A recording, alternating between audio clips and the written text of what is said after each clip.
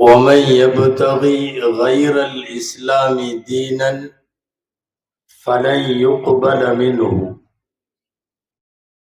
وهو في الآخرة من الخاسرين. صدق الله العظيم.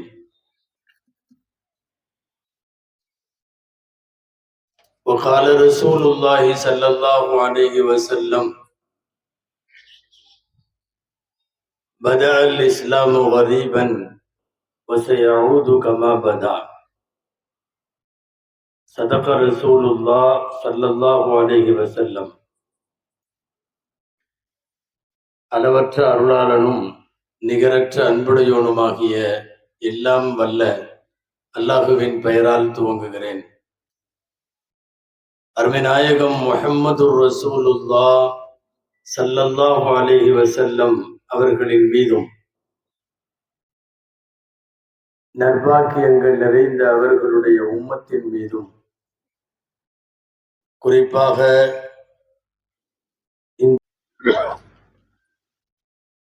கண்ணியத்திற்கும் மரியாதைக்கும் உரிய விழாவினுடைய தலைவர், மேடையிலே வீற்றிருக்கக்கூடிய இந்த ஊரினுடைய பல்வேறு பள்ளிவாசல்கள் மார்க்க அமைப்புகளினுடைய நிர்வாக அங்கத்தினர்கள், திருமங்கலம் மஜ்லிஸுல் உலமா சபையினுடைய மாண்பார்ந்த உலமா பெருமக்கள்,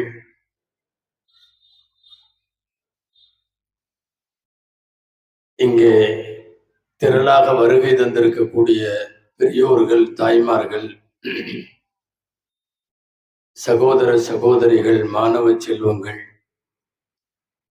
இதற்கு முன்னாலே நீண்டதொரு சிறப்புரையை ஆற்றி அமர்ந்திருக்கக்கூடிய சங்கைக்குரிய சகோதரர் இஸ்மாயில் ஹதரத் பெருந்தகை அவர்கள், உங்கள் அனைவருக்கும் என் ஆரம்பமான அஸ்ஸலாமு அலைக்கும் வரஹ்மத்துல்லாஹி வபரகாத்துஹ்.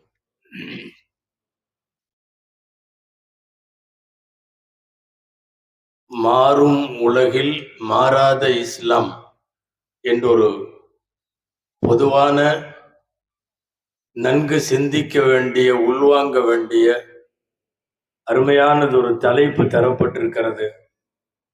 துவா செய்வோம். எல்லாம் வல்ல அல்லாஹ் ஜல்ல ஷானுஹு தஆலா பயன் தரும் விஷயங்களை பேசவும் நாம் கேட்கவும், தொடர்ந்து அது குறித்து சிந்திக்கவும், வரும் நாட்களிலே செயலாற்றவும் அல்லாஹ் அருள் புரிவானாக. ஆமீன்.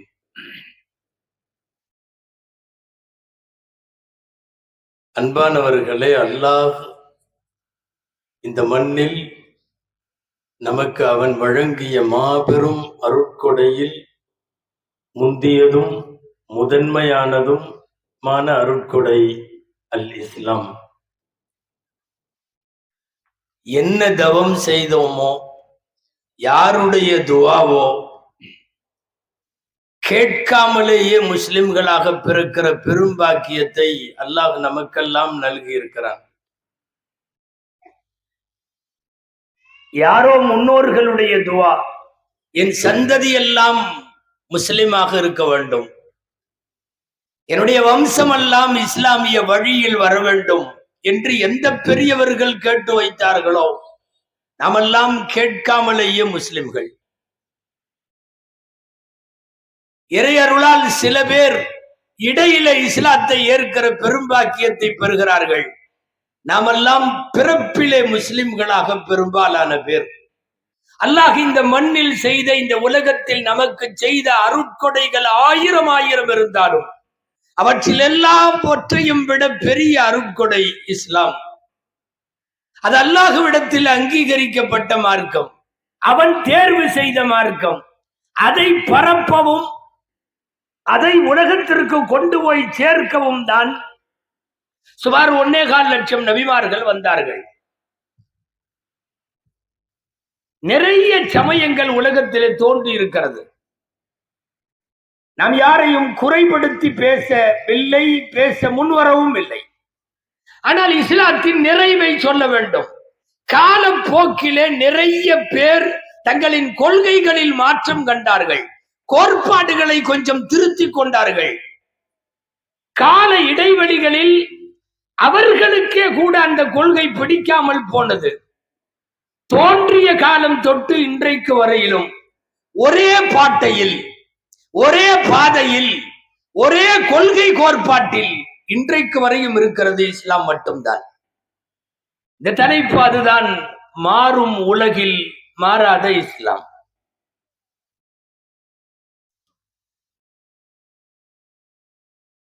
ஒவ்வொரு காலத்திலேயும் தோன்றிய பல்வேறு மதங்கள், அவற்றின் கடவுள் கொள்கை, அவர்களின் வழிபாட்டுக்கான சூழல் எல்லாம் போக்கிலே மாறிவிட்டது. மனிதர்களால் உருவாக்கப்பட்டதெல்லாம் மாறி போய்விட்டது. இஸ்லாம் என்பது மனிதர்கள் உருவாக்கவில்லை. இஸ்லாம் என்பதை கண்டுபிடித்தவன் மனிதன் இல்லை. நபிமார்கள் அல்லாஹு சொல்லிக் கொடுத்ததை சொல்ல வந்தவர்களே தவிர அவர்கள் இஸ்லாத்தை உருவாக்கியவர்கள் அல்ல.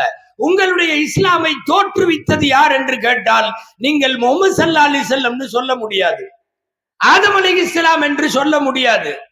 இஸ்லாமை தோற்றுவித்தது யார்? ரப்புல் ஆலமீன். எனவே இஸ்லாமை கண்டுபிடித்தவன் அவன். அதை உலகத்திற்கு கொண்டு போய் சேர்ப்பதற்கு வழிவகைகளை ஆராய்ந்தவன் அவன். இன்றைக்கு நடமாடுகிற 4 பேரில் ஒருவர் முஸ்லிம். இறை அருளால் 200 கோடியை நெருங்கி கொண்டிருக்கிறார்கள் உலகம் முழுக்க முஸ்லிம்கள். 200 கோடி நினைத்தாலே சிலிர்க்கிறது. இந்த உலகத்தில் மிகப்பெரிய எண்ணிக்கையில இருக்கிற கத்தோலிக்க கிறிஸ்தவர்களை விட இஸ்லாம் சில ஆண்டுகளுக்கு முன்னாலே வளர்ச்சி பாதையை தாண்டி விட்டது என்கிற செய்தியை பார்க்கிறோம்.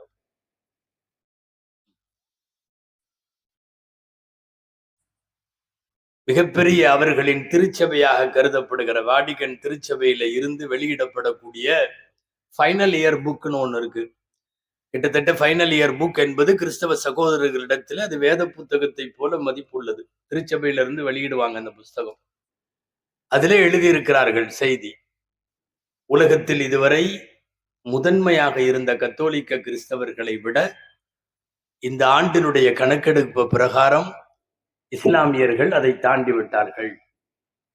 அவர்கள் எதற்கு எழுதினார்களோ என்ன நோக்கமோ நாம் அதற்குள்ளெல்லாம் போக வரவில்லை. உலகத்தின் ஆக உயரம் தொடுகிற சிகரத்தை நோக்கி பயணிக்கிற தோன்றிய காலத்திலிருந்து இதுவரை வளர்ச்சியை மாத்திரம் பார்த்திருக்கிற மார்க்கம் இஸ்லாம்.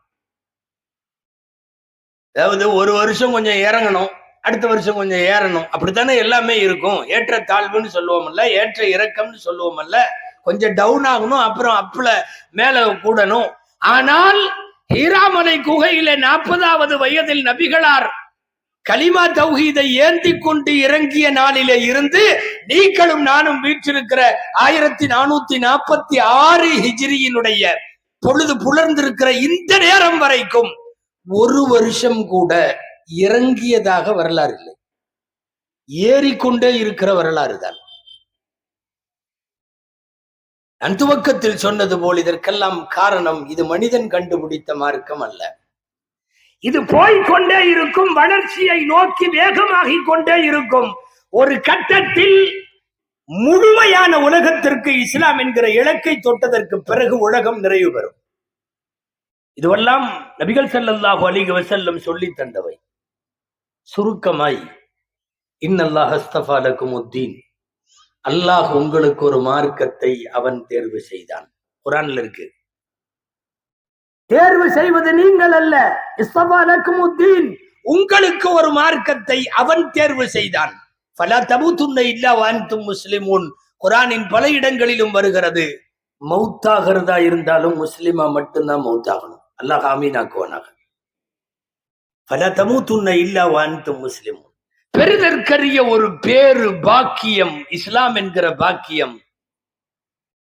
இந்த உலகத்தில் சிறந்த மார்க்கம், சிறந்த வேதம், சிறந்த தூதராக நபிகள் ஸல்லல்லாஹு அலைஹி வஸல்லம், சிறந்த வாழ்வியல் கோட்பாடுகளாக இஸ்லாமிய வாழ்வியல், எல்லாவற்றிலும் சிறந்து நிற்கிற ஒரு மார்க்கத்தினுடைய அங்கத்தினர்கள் நாம் என்று சொல்லிக் கொள்வதிலே பெருமைப்பட வேண்டும். ஹைருல் ஹதிய ஹதியு முஹம்மதின் ஸல்லல்லாஹு அலைஹி வஸல்லம். நமக்கெல்லாம் ஆலிம்களுக்கெல்லாம் பாடமாக சொல்லித் தருவார்கள். இந்த உலகத்தின் ஆகச் சிறந்த வேதம் திருக்குர்ஆன், ஆகச் சிறந்த வாழ்வியல் நடைமுறை எம்பெருமானார் ஸல்லல்லாஹு அலைஹி வஸல்லம் அவர்களுடைய வாழ்வியல். கைருல் ஹதியு முஹம்மதின் ஸல்லல்லாஹு அலைஹி வஸல்லம். இது காலத்துக்கு தோதுவா மாறாது, ஆட்களுக்கு தோதுவா மாறாது, அரசுக்கு தோதுவா மாறாது, ஒண்ணும் மாறாது. யாராவது சில பேர் மாறி போகலாம், அது வேறு. ஏன் சில அரசுகள் கூட சட்டங்களிலே கை வைத்து மாற்ற முயற்சிக்கலாம், அது வேறு. நாங்க மாற மாட்டோம். எதுக்கு இந்த தலைப்பெல்லாம் கொடுக்குறாங்க தெரியுமா? மாறாம புடிவாதமா இருங்கன்னு சொல்றதுக்கு தான். சில நேரம் எங்கிருந்தாவது சலுகைகள் வரலாம். சும்மா ஒரு சாம்பிளுக்காக சொல்றேன். மார்க்கத்தினுடைய சட்டம் தக்க ஆண் துணை இல்லாமல் ஒரு பெண் ஹஜ்ஜி செய்வதற்கு போக வேண்டியதில்லை, கடமையே ஆகாது. தாய்மார்கள் கவனிச்சுக்கணும். இப்போ எல்லாம் அரசாங்கமே சொல்லுது தனியா பொம்பளைய போலான்னு சொல்லுது, அதனால நாங்கெல்லாம் போறோம் அப்படின்னு சொல்லி கிளம்புறவங்களுக்காக சொல்றேன். 1 கோடி ரூபாய் கையில வச்சிருந்தாலும் சரி, தக்க ஆண் துணை, தகப்பனார், கணவர், சகோதரர்கள் இது போன்ற துணை இல்லைன்னா ஹஜ்ஜு கடமையே ஆகாது. 1 கோடியையும் வச்சுட்டு வீட்டுல தான் இருக்கணும், கடமையே இல்லை. யாராவது நாங்கள் சட்டத்தை, இஸ்லாமிய சட்டத்திலே நாங்கள் இப்படி செய்கிறோம் அப்படி செய்கிறோம்னு சொல்லி பெண்களை தனியாக நீங்கள் ஹஜ்ஜுக்கு செல்லுங்கள், தனியாக நீங்கள் உம்ராவுக்கு செல்லுங்கள் என்று ஒரு வாசலை திறந்து விட்டால் வருத்தமா இருக்கு. எப்ப யாரு சட்டத்தை மாத்துவான்ட்டு அதை ரெடியா ஏத்துக்கிறதுக்கு நம்மளுக்கு நிறைய பேர். உங்களால நம்ப முடியுதா? 231 பேர் லாஸ்ட் இயர் துணை இல்லாம போனவங்க. மேல சொல்லிட்டாரு, அதனால நாங்க கிளம்புறோம் அப்படின்னு சொல்லிட்டு கிளம்பி போனவங்க. இஸ்லாமிய சட்டங்கள் மாற்றத்திற்கு உட்பட்டவை அல்ல, அது மாறாது. அரசாங்கம் அப்பப்ப ஏதாவது சொல்லலாம், நீங்க இப்படி பண்ணீங்க அப்படி பண்ணீங்கன்னு. நாங்கள் அதை பயன்படுத்த மாட்டோம் என்கிற உறுதி நம்மிடம் இருக்குமானால் தேவையே இல்லையே இந்த சட்டங்களை எல்லாம் ஏத்துக்கிட்டு போகணும்ட்டு. எத்தனை பேர் இப்ப கிளம்புறாங்க, அவர்களுக்கு ஆசை. மார்க்கத்தில் அதற்கென்று சட்டம் இருக்கிறது அல்லவா? போன வாரம் ஒரு செய்தி, சென்னையில சிறுபான்மையினர் நலத்துறை அமைச்சர், ஹஜ் விவகாரங்களுடைய துறை அமைச்சர் போனில் தொடர்பு கொண்டு ஒரு மசாயில் பேசுகிறார். 30 வயசு பொண்ணு, இன்னும் கல்யாணம் ஆகல, ஃபுல்லா படிச்சிருக்காங்க. கல்யாணம் இப்போதைக்கு செய்யற ஐடியா இல்லை, தகப்பனார் இல்லை, கணவர் கிடையாது, கல்யாணம் ஆகாதனால பிரதர்ஸ் இல்லை, தனியா ஹஜ்ஜுக்கு போறதுக்கு, அதுவும் நடந்து ஹஜ்ஜு செய்ய வேண்டும் என்கிற எனது வேண்டுகோளை தமிழக அரசு ஏற்பாடுகள் செய்து எனக்கு நிறைவேற்றி தர வேண்டும் என்று சிஎம் லெட்டர் கொடுத்து, சிஎம் உடைய டேபிள்ல இருந்து அந்த லெட்டர் சிறுபான்மை மினிஸ்டருக்கு அவர்கள் எங்கள் போன்றவர்களிடத்தில், உலமாக்களிடத்தில் தொடர்பு கொண்டு அனுப்புறதா வானாமா? மறைக்க வேண்டிய செய்தி அல்ல, பொதுவான செய்தி. அதனால மேடையிலேயே சொல்றேன், தயவு செஞ்சு அனுப்புறாதீங்க பாய், தயவு செஞ்சு அனுப்பாதீங்க அண்ணன். இது பல்வேறு மார்க்கத்தினுடைய அத்துமீறல்களுக்கு வழிவிட்டதாக ஆகிவிடும். போனில் லைன்ல இருக்கிறார், அங்க பெண்ணும் இருக்கிறது. கேரளாவில் போனாங்க அப்படின்னு எங்க பொண்ணு சொல்லுது. மினிஸ்டர் சொல்லுகிறார், கேரளால போனாங்களாம், அது ஆம்பளை தான் போனாங்க, சைக்கிள்ல போனாங்க. திரும்ப அங்கிருந்து பதில் வருது, கொல்கத்தால பெண்மணி போனாங்களாம். ஆமா போனாங்க, அந்த அக்தர் அவங்க போனாங்க, அவங்க கணவரோட போனாங்க. இந்த பெண்ணை தகப்பனாரோடு போக சொல்லுங்கள், சகோதரர்களோடு போக சொல்லுங்கள். கணவர், சகோதரர் இவங்கெல்லாம் எதுவுமே இல்லாம தன்னந்தனியாக ஒரு பெண், ஒரு பயிற்சி மருத்துவருக்கு ஒரு நைட்ல பாதுகாப்பு இல்லாத ஒரு தேசத்தில், நாடு விட்டு நாடு, கண்டம் விட்டு கண்டம் கால்நடையாக ஹஜ்ஜுக்கு போவதற்கு அனுமதி வேண்டும் என்றால், சரி எங்கேயோ நீங்க அரசியலுக்குள்ள அஜித்து போயிட்டாருன்னு நினைக்க வேண்டாம், நான் விஷயத்துக்கு வர்றேன். மார்க்க சட்டம் மாறாது. அரசாங்கங்கள் சலுகைகளை தந்தாலும் அந்த சலுகைகள் மார்க்க சட்டத்தை மாற்றுகிற விதத்தில் இருக்குமானால் அச்சலுகையை ஏற்க நாங்கள் தயாராக இல்லை என்பதுதான். நாம் முன் வந்தால் தானே நீங்களும் நானும் மௌத்தாகலாம், நம்முடைய வம்சம் தொடரலாம், பாரம்பரியம் தொடர்ந்து வரலாம். கியாமத்து வரைக்கும் இஸ்லாமிய சட்டங்கள் மாறவே கூடாது. சொல்ல போனால் இஸ்லாமியம் நம்முடைய கண்ணியம், இஸ்லாம் நம்முடைய அடையாளம், இஸ்லாம் நம்முடைய பாரம்பரிய பெருமை, இஸ்லாம் நம்முடைய இரத்தத்துக்குள்ள இருக்கிற மரபு. உமர் ரலியல்லாஹு அன்ஹு பைத்துல் முகத்தஸ வெற்றி கொண்டு, உங்களுக்கெல்லாம் தெரியும், கேட்டிருப்பீங்க வரலாறு. சாவி வாங்க போறப்போ ட்ரெஸ் எல்லாம் கொஞ்சம் மோசமா இருந்தது, கிழிஞ்சிருந்தது. கூட இருக்கிற ஒரு சாலிம் ரலியல்லாஹு அன்ஹு, பக்கத்துல இருந்தவங்க அபு உபைதா ரலியல்லாஹு அன்ஹு, இவங்க எல்லாம் சொன்னாங்க, கொஞ்சம் ட்ரெஸ் எல்லாம் நல்ல ட்ரெஸ்ஸா போட்டு, கொஞ்சம் அங்க இருக்கிற கிறிஸ்தவர்கள், அங்க இருக்கிற ஜெருசலத்துல இருக்கக்கூடிய பெரியவர்கள், அரசு அதிகாரிகள், இவங்களுக்கு முன்னாடி கொஞ்சம் நல்லா ஒரு ஒரு ஒரு கெட்டப்ல, ஒரு கெத்துல அப்படி போலாமல்ல. இந்த கிழிஞ்சு போன கந்தலான ட்ரெஸ்ஸை போட்டு போனா நம்மள ஒரு மாதிரி கொஞ்சம் மட்டமா பார்ப்பாங்கல்ல, நீங்க கொஞ்சம் மாத்திக்கலான்னு சொல்லப்போ அவங்க சொன்ன வார்த்தை, இன்னல்லாஹ தஆலா அஅஸ்ஸனா பில் இஸ்லாம், அல்லாஹ் இஸ்லாம் என்கிற ஒரு கண்ணியத்தை எனக்கு தந்திருக்கிறான். அது வெறுமனே ட்ரெஸ்ல அல்ல, தலை முடியில அல்ல, போடுற செருப்புல அல்ல, அணிகிற வாச்சில அணிகலன்கள்ல இல்ல. இஸ்லாம் என்பது என் உள்ளத்தில இருக்கிற அல்லாஹ் வழங்கி இருக்கிற கண்ணியம். இதை விட்டு போட்டு ட்ரெஸ்ஸை மாத்திக்கோ, இதை மாத்திக்கோ, அதை மாத்தி, ஃபமஹ்மா நத்லுபுல் இஸ்ஸ பிகைரி மா அஅஸ்ஸனல்லாஹ் அதல்லனல்லாஹ். அல்லாஹ் கொடுத்த இஸ்லாம் என்கிற கண்ணியத்தை விட்டுவிட்டு வேறு கண்ணியத்தை நீங்கள் தேட ஆரம்பித்தால் அதல்லனல்லாஹ், அல்லாஹ் நம்மளை கேவலப்படுத்திடுவான். நம்மள்ட்ட இருக்கிற கண்ணியமே, ஆக பெரிய கண்ணியமே இஸ்லாம் தான். சிலுவை போர்கள் நடந்த நேரங்கள்ல உள்ள வரலாறுல வருது, யாரோ வந்து இஸ்லாமிய அரசுக்கு செலுத்த வேண்டிய வரியை எவனோ ராஜா கொடுக்க மாட்டேன்டானா. போய் பயங்கரமா மிரட்டுறதுக்கு போனப்போ அங்க உள்ள அரசனே சொன்னானா, உங்களை எல்லாம் பார்த்தா எனக்கு பயமே வர மாட்டேது. முதல்ல உங்க ஆளுங்க சில பேர் அரபு நாட்டுல இருந்து அந்த கலீஃபாக்கள் காலத்துல அவங்க வருவாங்க, பூரா ட்ரெஸ் பூரா கந்தல் ட்ரெஸ்ஸா இருக்கும் அவங்கள பாக்குறதுக்கு. ஆனா அவங்க உள்ள வரும்போது எங்களுக்கு கொலை நடுங்கும். அப்படி ஒரு பயம் இருந்துச்சு. இன்னைக்கு நீ எவ்வளவு பெரிய ராணுவ சிப்பாய் மாதிரி டிப்டாப்பா வந்தாலும் உங்களை பார்த்தா பயம் வரமாட்டேதுன்னு நான். உண்மை அதுதான்.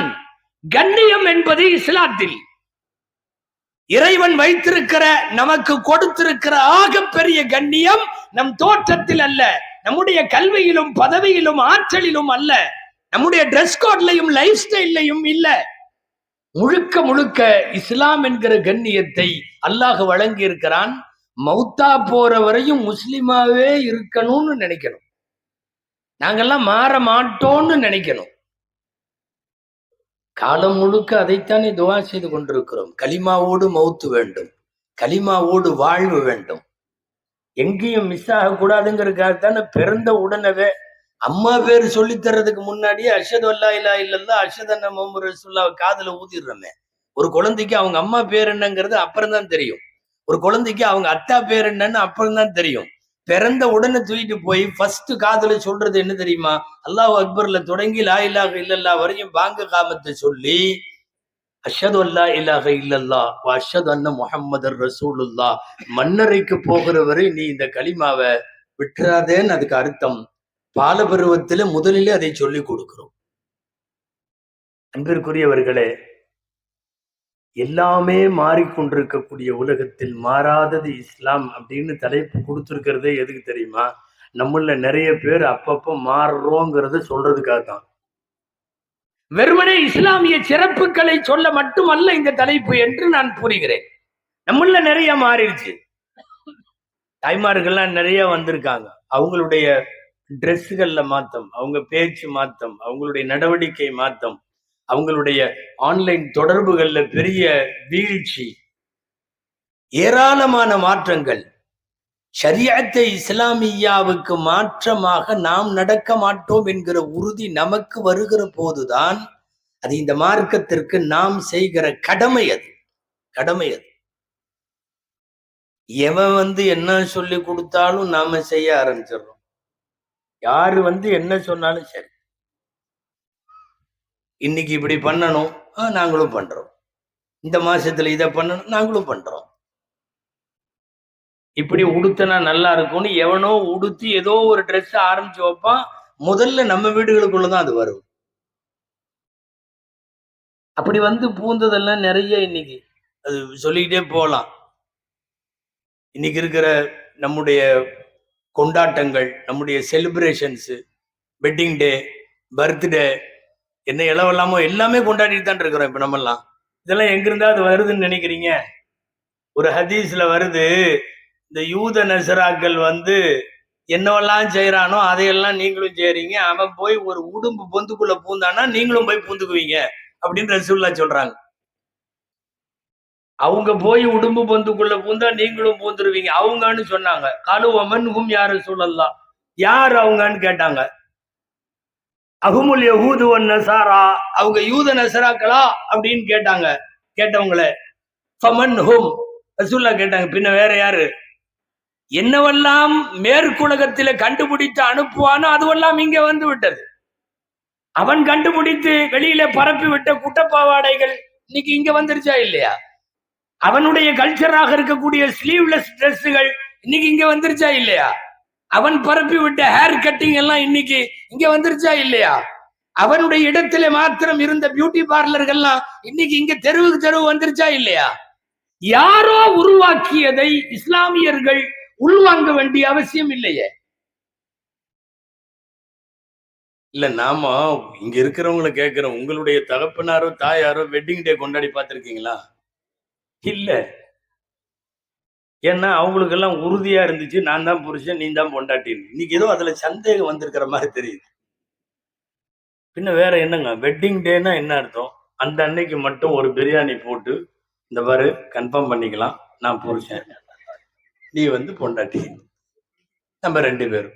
இது அப்படி லேஸ் மாசம் ஆரம்பிச்சது, இப்ப அது ஒரு செலிப்ரேஷனே மாதிரி. ஹசரத் மத்தியானம் சாப்பாட்டுக்கு வந்துருங்க. ஏங்க என்ன விஷயம்? எங்க வெட்டிங் டே.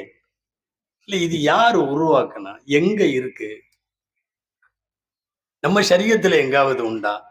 அப்ப மாறாத இஸ்லாம்னு இப்படி மாறு தட்டிட்டு நிக்கிறோமே, இதுக்கு என்ன அர்த்தம்? அதான் எல்லாம் மாறுதே, நீங்க மாத்திக்கிட்டே இருக்கிறீங்களே. உங்களுடைய லைஃப் ஸ்டைல மார்க்கம் சொன்ன அமைப்பில் இல்லாமல் மாற்று பாதையில் நீங்கள் பயணித்தால் மாறுதுன்னு அர்த்தம். மாறாதது என்கிற அழகிய பெயரை கெடுக்கிற வேலை அல்லவா இது?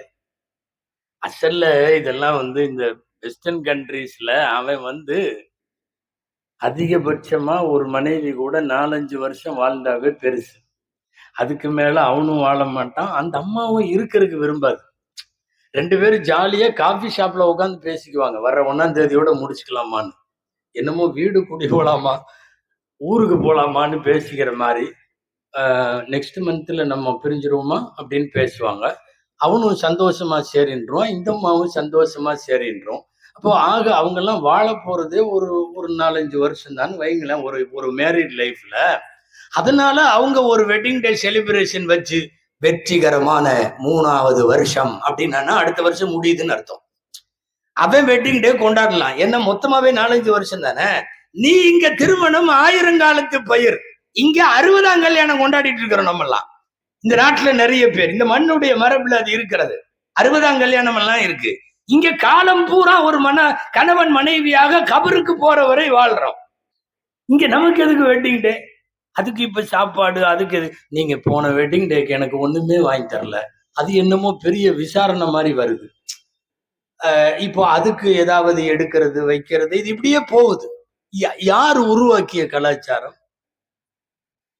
இத கூட கொஞ்சம் பேசலாம் போல் இருக்கு. ஏன்னா இன்னும் பாதி பேத்துட்டு தான் வந்திருக்கு, பாதி பேத்துட்டு வரல. வெட்டிங் டே எல்லாம், பர்த்டே எல்லாம் வந்துருச்சு, பயங்கரமா வந்துருச்சு. எல்லா குடும்பத்திலையும் ஃபர்து வாஜிப் ரேஞ்சில் இருக்கு.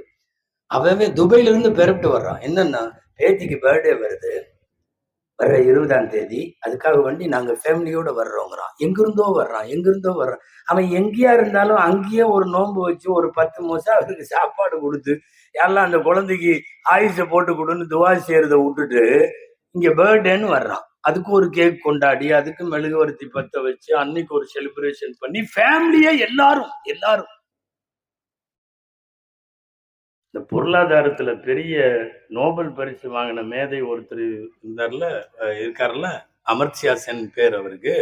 அந்த அமர்த்தியா சென்ட்ட வந்து இந்திய பொருளாதாரத்தினுடைய வீழ்ச்சி குறித்து பேட்டி கண்டப்ப அவர் சொன்னது, இந்தியால இருக்கிற இந்த பண்டிகை கொண்டாட்டம் செலிப்ரேஷன் எல்லாம் ஒழிஞ்சா 5 இந்தியாவுக்கு தேவையான நிதி அவங்கள்ட்டயே இருக்குதுன்னு. 5 இந்தியாவுக்கு தேவையான காசு பண்ண நம்மள்ட்டயே இருக்குதான். எல்லாம் எதுல நாசமாகுது தெரியுமா? கொண்டாட்டங்களில் செலவாகிறது.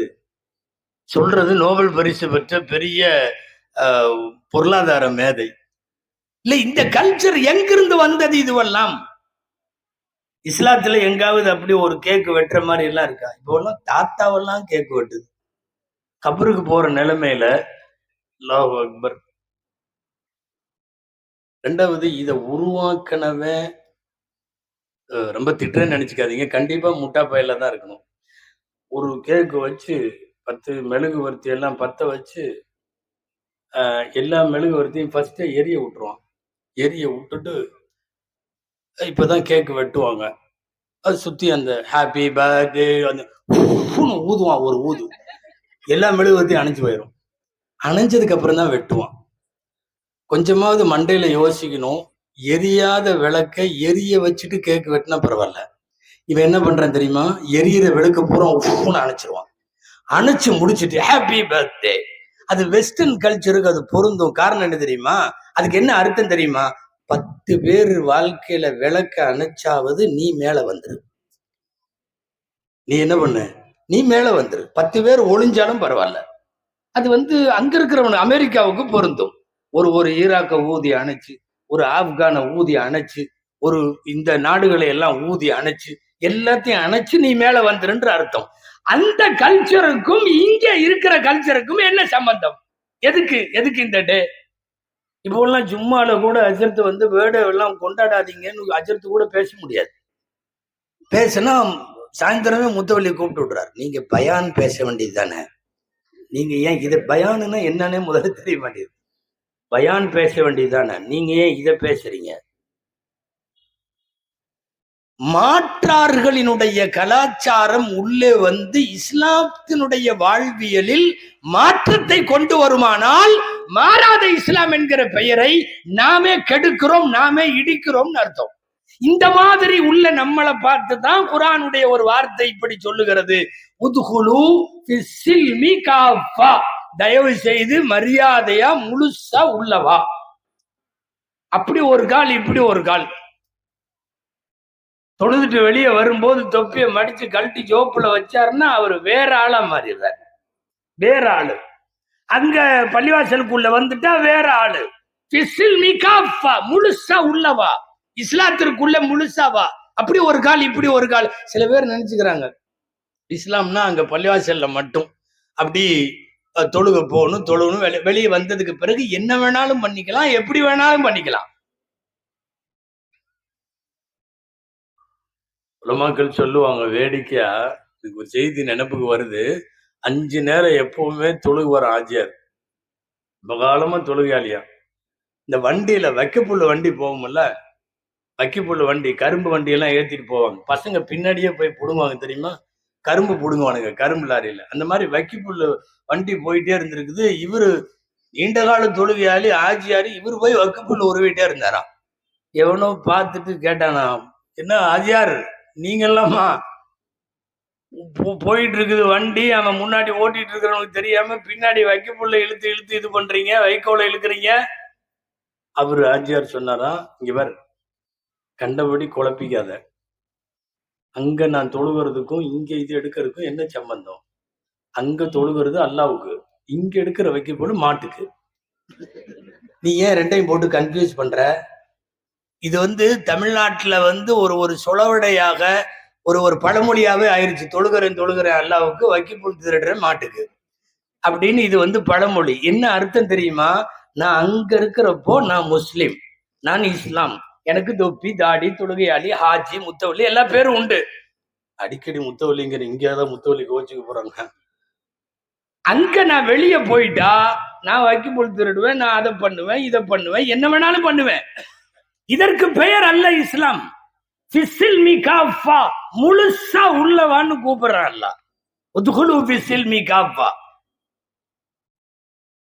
அப்படியும் இப்படியுமாக இருப்பதல்ல. உலகத்தில் ஏற்படுகிற எந்த மாற்றமும், அது கலாச்சாரத்தில், நாகரிகத்தில், பொதுவா ஆன்மீக விஷயங்களில் எதிலா இருந்தாலும் உங்களுடைய மார்க்கம் சொல்லுகிற கோட்பாடுகளை மீறுவதாகவோ மாற்றுவதாகவோ இருக்குமையானால் நாமளே இந்த மார்க்கத்திற்கு இதை வேட்டு வைக்க காரணமாகும். இன்னைக்கு அவன் கண்டுபிடிச்ச எல்லாமே நம்மள்ட்ட வந்துருச்சு. போல தெருவுக்கு தெருவு பியூட்டி பார்லர்ஸ் இருக்கு. இங்க திருமங்கலத்துல எல்லாம் இருக்கான்னு தெரியல, நிறைய இருக்கா, தெரு தெருவா இருக்கு. அங்க போறாங்க. காலையில 11 மணிக்கு கல்யாணத்துக்கு முதல் நாள் ராத்திரியே பொண்ணு அனுப்பிச்சிடுறாங்க பியூட்டி பார்லருக்கு. இப்போ எல்லாம் நல்லா இருக்கிற பொண்ணையும் நாசமாக்கிடுவாங்க. போட்டு படாத பாடுபடுத்தி புருவத்தை எல்லாம் போட்டு என்னமோ பண்ணி அடிக்கடி போயிடுறாங்க, அடிக்கடி போயிடுறாங்க. யாரோ ஒருத்தர் அன்னைக்கு வேடிக்கையா இதுல எழுதியிருந்தார், முகநூல்லதான் எழுதியிருந்தார். கொண்டு போய் விட்டு போட்டு வெளியே உட்காந்துருந்தேன், கடைசியில் அவங்க வெளியே வந்து இப்படி கிராஸ் ஆனப்போ என் மனைவி எதுன்னு எனக்கே தெரியல, ஒரு தடவை கூப்பிட்டு கன்ஃபார்ம் பண்ற மாதிரி பூசி விட்டு திகாரமா. இன்னைக்கு அதெல்லாம் வந்துருச்சு. முடிய வெட்டுறது, புருவத்தை வெட்டுறது, முகத்துல உள்ள சின்ன சின்ன குழியவெல்லாம் வந்து அந்த குழி தெரியக்கூடாதான், அதை என்னமோ பண்ணணுமா. இந்த கலாச்சாரம் எல்லாம் உங்களுக்கு எங்கிருந்து வந்தது? நான் தாய்மார்களுக்கு சொல்லுகிறேன், இது ஹதீஸ், நான் வந்து நானா சொல்றதில்ல. நீ சஜிதா செய், முகம் பொலிவு பெறும், முகம் எழில் பெறும். தினந்தோறும் சஜிதா செய்து கொண்டே இருக்கிற பெண்ணிற்கு அல்லாஹ் ஏற்படுத்துகிற நூறானியத்து 1000 பியூட்டி பார்லர்கள் உண்டானாலும் கொடுக்க முடியாது. இன்னைக்கு எக்கச்சக்கமான பியூட்டி பார்லர். இப்ப இதெல்லாமே என்னன்னா, மேற்கத்திய கலாச்சாரத்துல அங்க அவனுங்கெல்லாம் கண்டுபிடிச்சு நடுத்தர வர்க்கத்தை சார்ந்த அல்லது வளர்ந்து கொண்டிருக்கிற நாடுகள்கிட்ட கூட கொண்டு போய் இது பண்ணிக்கிறாங்க. இதுல எல்லாம் என்னன்னா, வயசான மாதிரி காட்டக்கூடாதான். குப்பி மக்கு 50 வயசாச்சு, அது போய் என்னென்னமோ பண்ணிட்டு வருது. உசாமா இப்னு ஷரைக் ரலியல்லாஹு தஆலா அன்ஹு அவர்கள் ரசூலுல்லாஹ்ட்ட வந்தப்போ ஒரு குழுவா வந்திருந்தாங்க. இந்த குழுவுடைய தலைவர் உசாமா. அவர் தான் கேட்டார், ஹல் நத்ததாவி யா ரசூலல்லாஹ், நாங்க மருத்துவம் பார்க்கலாமான்னு கேட்டார். மருத்துவம் சாப்பிடலாமா, நோய் வந்திருக்கு, மருந்து சாப்பிடலாமான்னு கேட்டார். நபி ஸல்லல்லாஹு அலைஹி வஸல்லம் சொன்னாங்க, லிகுல்லி தாஇன் தவாஉன் ததாவு, எல்லா நோய்க்கும் மருந்து இருக்குது, அதனால நீங்க மருந்து எடுத்துக்கங்க. என்ன நோய் வந்தாலும் மருந்து எடுத்துக்கங்க. இல்லாதான், ஒரே ஒரு நோய்க்கு மட்டும் மருந்து இல்ல, மீதி எல்லா நோய்க்கும் மருந்து இருக்குது, நீங்க மருந்து எடுத்துக்கங்க. உசாமா கேட்டார், அது என்னன்னு கேட்டார். நபி ஸல்லல்லாஹு அலைஹி வஸல்லம் சொன்னாங்க, அல் ஹரம், முதுமை அப்படிங்கிற நோய்க்கு மட்டும் மருந்து கிடையாது, மீதி உலகத்துல இருக்கிற எல்லா வியாதிக்கும் மருந்து உண்டு. இந்த ரசூலுல்லாஹ் எக்ஸப்டேஷன் கொடுத்தாங்கல்ல, முதுமை தவிரன்னு, அதுக்கு தான் நாம வேலை பார்க்கறது. என்னன்னா, பியூட்டி பார்லர்ல போறது, இதை பண்றது, அதை பண்றது. நீங்க பியூட்டி பார்லர்னு ஒண்ணு எல்லாம் அப்படியே சரையல்னு பொம்பளை பக்கம் திரும்ப வேணாம். நம்ம ஆளுங்க வந்து அந்த அந்த டை அடிச்சு அதை பண்ணி இதை பண்ணி, அல்லாஹ் அக்பர். நிறைய பேர்த்தோட சுயரூபம் அந்த பக்ரீத் 10 நாள்ல தெரியும். குர்பானி கொடுப்பாங்கல்ல, அவர் அஜர்த் பயான்ல சொல்லிடுவார், பிறை பிறந்து விட்டதால் நீங்கள் யாரும் நகம் வெட்டாதீங்க, முடி வெட்டாதீங்க, குர்பானி கொடுக்க. அப்பதான் நிறைய பேர்த்துக்கு என்ன வயசுன்னே தெரிய வருது. கொஞ்சம் வெக்கத்தோடவே இருப்பாரு, வெள்ளை தாடியை வெளியே காட்டுறதுக்கு. அந்த 10 நாள்ல தெரிஞ்சு போயிடும். ஆடு அறுக்கிறானோ இல்லையோ, இவர் பார்பர் ஷாப்ல நிற்பார் ரெடியா போய், ஏன்னா அந்த வயசை இது பண்றதுக்காக. சில பேர்லாம் நீட்டா, அதாவது அது என்ன டிசைன்னே தெரிய மாட்டேங்குது. தாடி கொஞ்சம் கொஞ்சம் வெள்ளையா இருக்கு, தலை ஃபுல்லா கருப்பா இருக்கு, ஒரு முடி கூட வெள்ளை இல்லை. என்னன்னா, மனசுக்குள்ள ஒரு நினைப்பு, இன்னும் கூட எவனாவது நமக்கு பொண்ணு தருவான். யாரும் கோவிச்சுக்க வேண்டாம். இல்ல, என்ன மன்மத தன்மையை காட்டி விட போகிறோம் இந்த பைண்ட் அடிச்சுன்னு தெரியல. இப்ப வயதாகுகிற போது வயதாகுவதை காட்டாமல் இருக்க இன்றைக்கு எவ்வளவு பெரிய பகீரதமான முயற்சிகள், ஆண்களும் சரி பெண்களும் சரி. இந்த பியூட்டி பார்லர் கலாச்சாரம் எல்லாம் எங்கிருந்து வந்தது? யார் யாரோ எங்கெங்கோ உருவாக்கி கொடுத்ததை நாம் செய்ய ஆரம்பிக்கிற போது அல்லாஹ் கூப்பிடுறானே, உதுகுலு பிஸ்ஸில்மி காஃபா, நீங்க முழுசா உள்ள வாங்கன்னு. இந்த கல்ச்சுரல் இன்னைக்கு நிறைய இது வந்து நம்மள்ட்ட இல்ல, நம்ம பாரம்பரியத்திலும் இல்ல, நம்ம மார்க்கத்திலையும் இல்ல, நாமளா கொண்டு வந்து உள்ள பூத்திட்டோம். இஸ்லாம் மாறிடுச்சா? இஸ்லாம் மாறல. இஸ்லாத்தை மாத்திர வேலையை அடுத்தவன் செய்யல, நாமளே செய்யறோம்.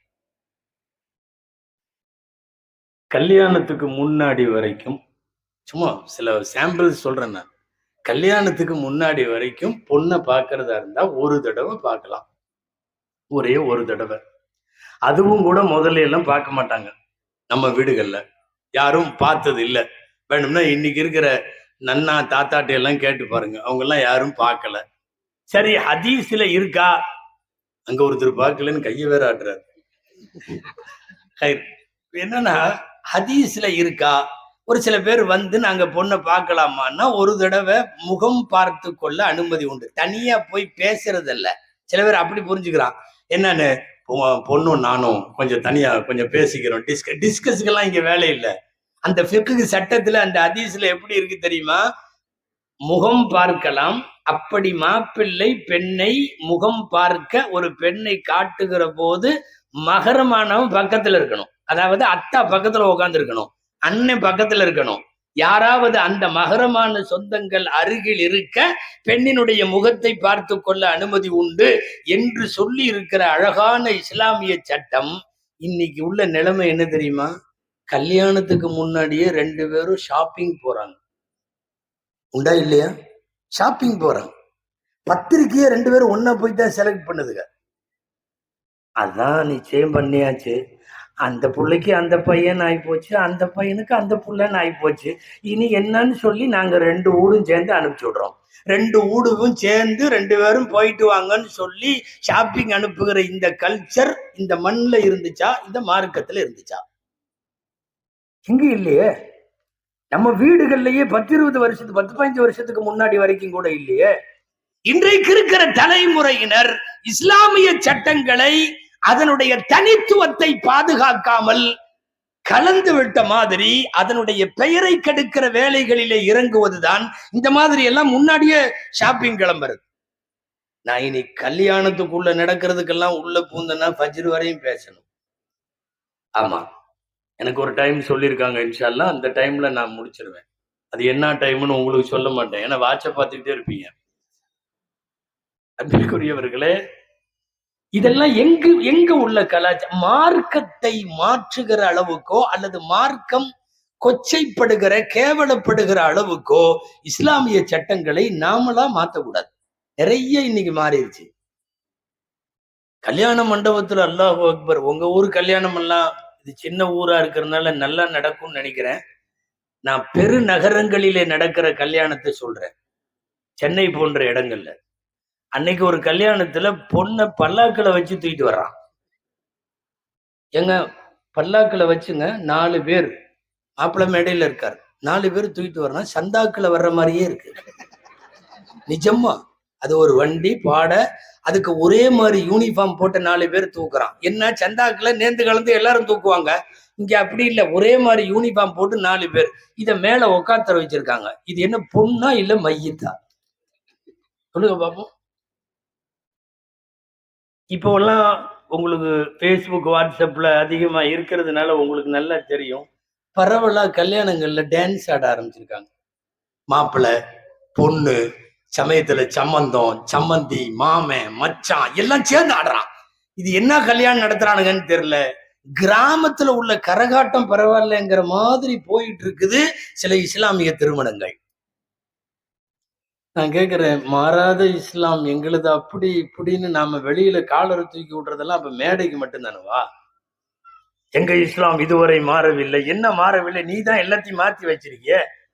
இஸ்லாமிய திருமணம் 4 எல்லா கிதாப்லயும் இருக்கு. 4 விஷயத்துக்கு பேர் இஸ்லாமிய திருமணம். என்ன? மகர் கொடுக்கணும், ஈஜாப் கட்டி கொடுக்கிறேன்னு தகப்பனார் சொல்லுவார் என் மகளை. கபில் தூ நான் ஏற்றுக்கொண்டேன்னு அவரு சொல்லுவார் மாப்பிள்ள. ஒரு வலிமா, சாப்டர் க்ளோஸ். 4 தான் இஸ்லாமிய கல்யாணம். மகர் 1, திருமணம் செய்து கொடுக்கிற ஈஜாப் 1, ஏற்றுக்கொண்டேன்னு அவர் சொல்ற கபூல் 1, சின்னதா ஒரு வலிமா முடிஞ்சு. இந்த 4ல 400 கொண்டு வந்து உள்ள விட்டுருக்கே. இதெல்லாம் என்ன? மாறாத இஸ்லாம் என்று சொல்லுவது வெக்கமாக இல்லை? நிறைய இப்படி காலப்போக்கில் எப்படி டான்ஸ் ஆடுதுவோ, வாட்ஸ்அப்லயோ பேஸ்புக்லயோ வரும்போது மோசமான ஒழுக இப்படி ஆடுறாளுகளே அப்படின்னு எல்லாம் பேசுறதுங்க. அவங்க கல்யாணத்துல அதுகளும் லேசா ஆடிக்குதுங்க. இது என்ன எங்க போய் முடியும்னு தெரியல. அதான் நான் சொல்றேன், திருமணங்களுக்குள்ளே நடைபெறுகிற அத்துமீறல்கள், இஸ்லாமிய கோட்பாடுகளை உடைக்கிற வேலைய எவ்வளவு தூரம் நடக்குதுன்னா அவ்வளவு பேச வேண்டியது வரும். இஸ்லாம் மாறவில்லை. இஸ்லாத்தினுடைய பெயரை வைத்துக் கொண்டிருக்கிற நாம் காலப்போக்கில் கொஞ்சம் கொஞ்சமாக அந்த மாற்றத்திற்கு நாமே காரணமாக. ஒரு ஹதீஸ்ல இப்படி வருது, அவன் தீனை இடிக்கிறான்னு வருது. மார்க்கத்தில் இல்லாத விஷயத்தை கொண்டு வந்து மார்க்கத்தினுடைய பெயரை கெடுக்கிறவன் அவன் இஸ்லாத்தை இடிக்கிறான் அப்படின்னு வரும். உலகம் மாறட்டுங்க, உலகம் மாறட்டும், நாம மாற வேண்டாம். இங்க சில சட்டம் இருக்கு, கியாமத்து வரை அதுதான் சட்டம். நீங்க என்ன சொன்னாலும் சரி. நாய் நஜீஸானது, நாயினுடைய எச்சில் நஜீஸு, நாய் வாய் வைத்த பாத்திரத்தை இப்படி எல்லாம் கழுகணும். சஹீஹுல் புகாரி, முஸ்லிம், குரான், ஹதீஸ் எல்லாத்துலயும் இருக்கு. உலகம் வேற மாதிரி மாறிக்கிட்டே வருது. எல்லா பெட்லயும் நாய் படுத்து தூங்குது. பெரிய பெரிய கட்டடங்கள்ல பார்த்தா சொந்த மகனுக்கு கூட இடம் இருக்கோ இல்லையோ, இதுக்கு எல்லாமே இருக்கு.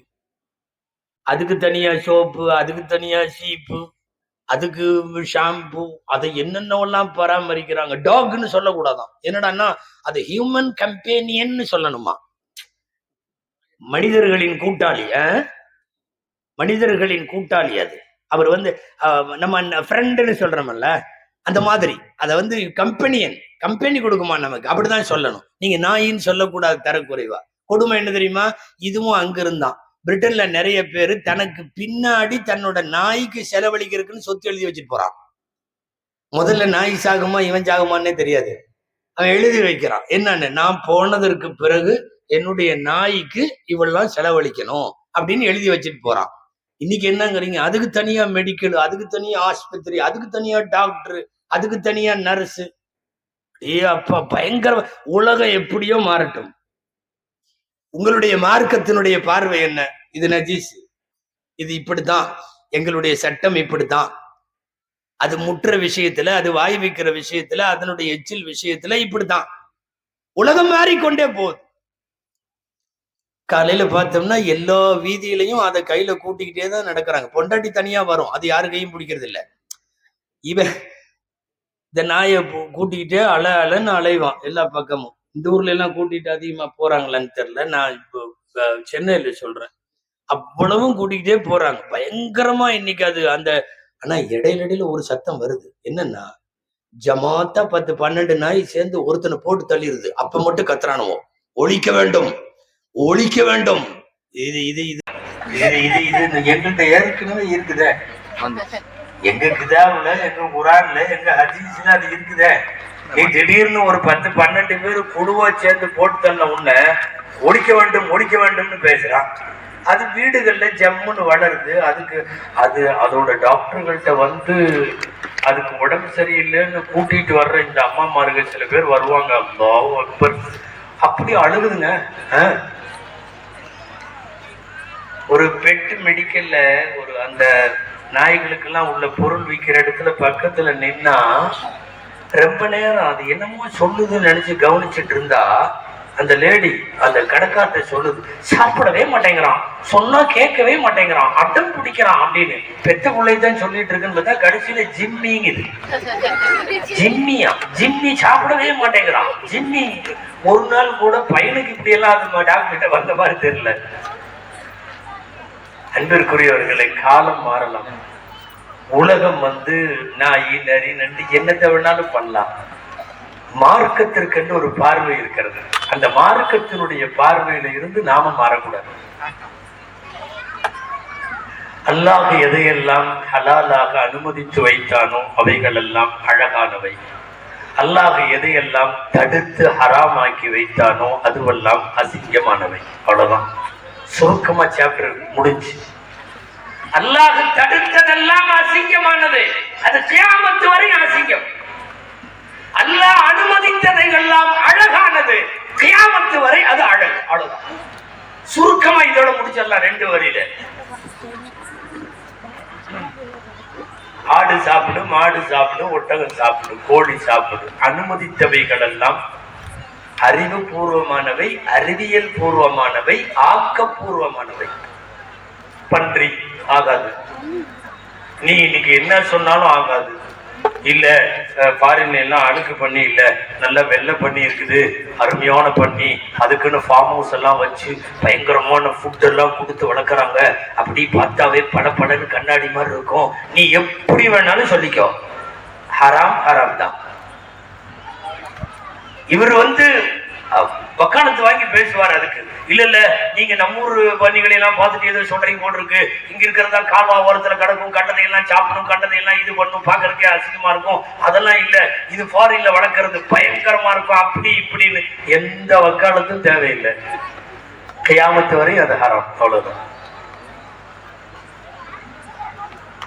ஒட்டகம் உண்ணு என்று சொல்லுகிறான், பன்றி வேண்டாம் என்று சொல்லுகிறான்.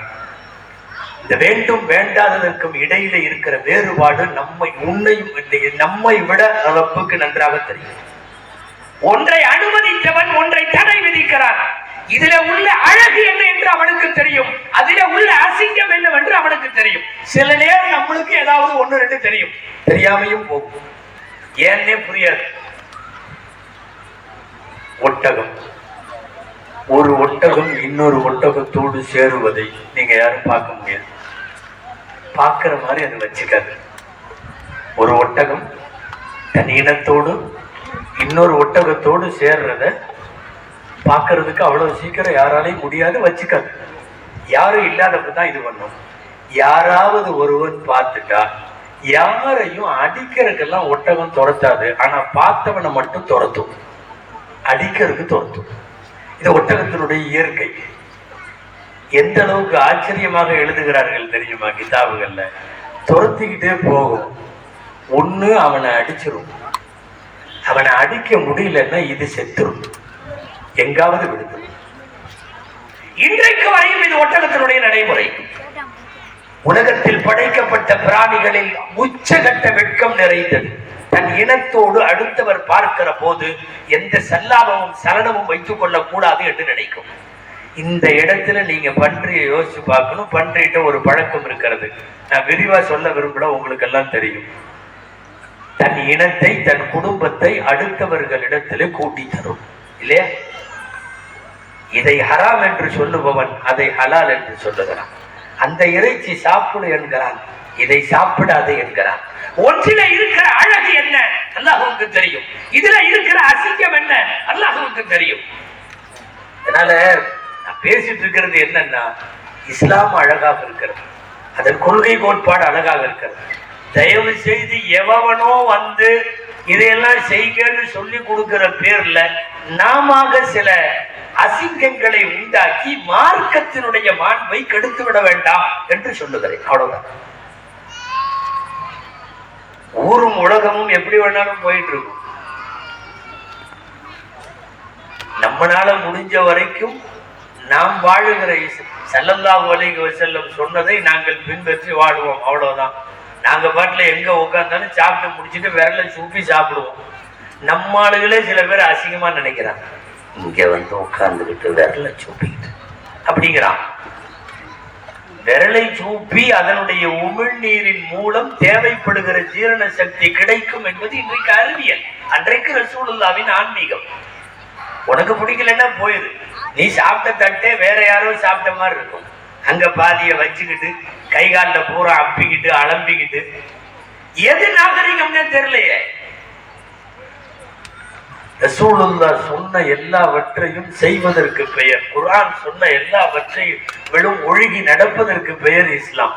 நாம அதையெல்லாம் மாற்றிக்கிறது அல்ல. ரசூலுல்லாஹ்வை பின்பற்றுபவர்கள் அவங்க இப்படிதான் இருப்பாங்க, நீங்க என்ன சொன்னாலும் மாற மாட்டாங்க. உலகமே கிளீன் ஷேவுக்கு மாறினாலும் பெருமான் ஸல்லல்லாஹு அலைஹி வஸல்லம் தாடி வைப்பாங்க, நாங்க வைப்போம், அவ்வளவுதான். நீ போயிட்டே இரு, நீ பிடிச்சா வை, பிடிக்கலன்னு விட்டுரு, அவ்வளவுதான்.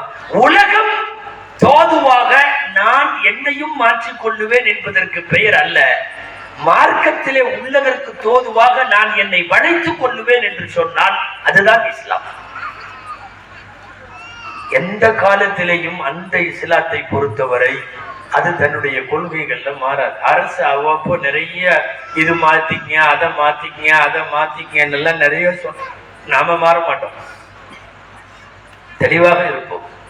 ஏன்னா மனிதர்கள் உருவாக்குகிற உங்களின் சட்டம் எல்லாம் உங்க வீட்டுல ஏதாவது நடந்தா, உங்க தெருவுல ஏதாவது நடந்தா, உங்க மகளால ஏதாவது நடந்தா, ஐயோ அப்பான்னு பதறிட்டு நீ புதுசா சட்டம் கொண்டு வருவ.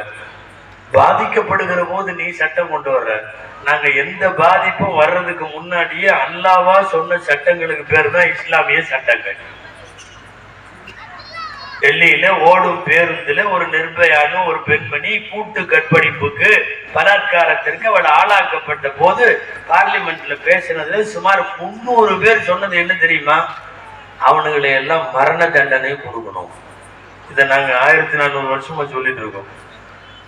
நீ இன்னைக்கு உன் தெருவுல தலைநகர்ல டெல்லியில நடந்த ஒண்ணு கத்துற, ஒரு நிர்பயாக்கு நடந்தப்ப கத்துற, ஒரு சிறுமி ஆசிஃபா கருவறையில வைத்து கூட்டு பலாத்காரத்திற்கு உட்பட்ட போது கத்துறீங்க. குஜராத்ல ஒரு பில்கிஸ் பானு ஒரு கர்ப்பஸ்திரியை சூறையாடி, குழந்தையும் சூறையாடி, அவளை நாசப்படுத்தி கூட்டு பலாத்காரம் செய்த போது கத்துறீங்க. இன்றைக்கு ஒரு மேற்கு வங்கத்தினுடைய பயிற்சி மருத்துவர் சுமார் 10 பேர்களால் பகிஷ்கரிக்கப்பட்டு பலாத்காரம் செய்யப்பட்டிருக்கிற போது நாடு கத்துகிறது.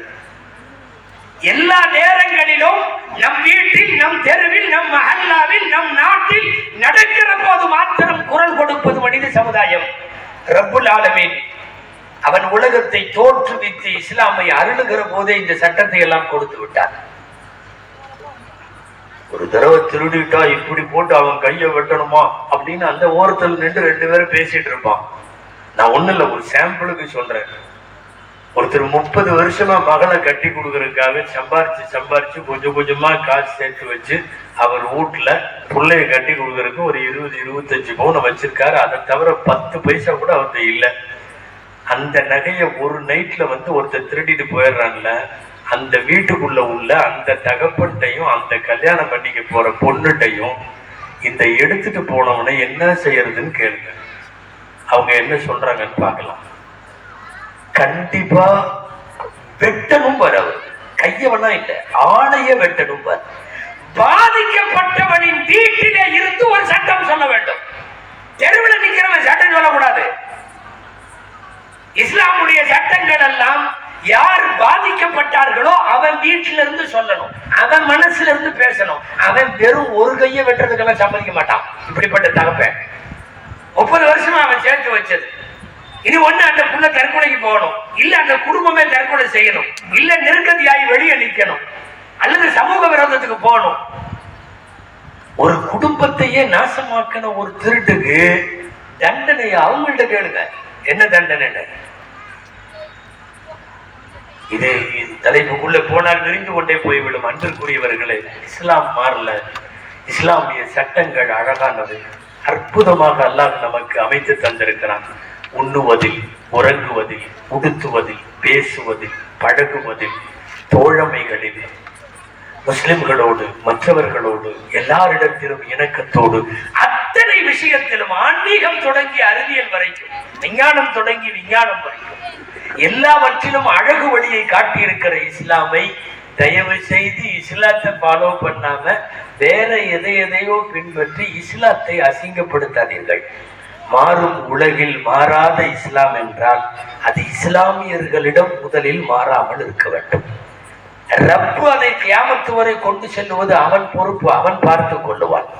எல்லாம் வல்ல அல்லாஹ்விடத்தில் துஆ செய்வோம்.